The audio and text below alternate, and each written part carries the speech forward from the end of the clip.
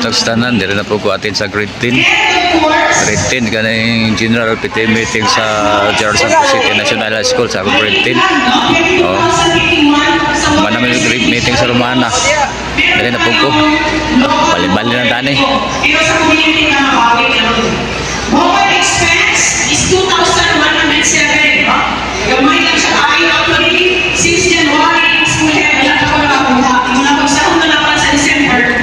Because hindi lang sa mundo pero wala pa dyan ko nakakuha na. Kaya nakikita ninyo masyadong maliit lang po dyan. No? Para sa mga bookkeeper, disbursing officer. Lagi tao na natin no, sa general meeting kay pila ni kalibo ka estudyante ito. Siguro ni mas City Mail siguro, 9 mil na, 9 mil or basta, daghan kayo ng estudyante rin sa General Santos City, Grado Prada. Ilang kayo 9,000 or 10,000 ka estudyante ko rin sa General Santos City High School. At ito sa General PTA Meeting Assembly dito sa General Santos City.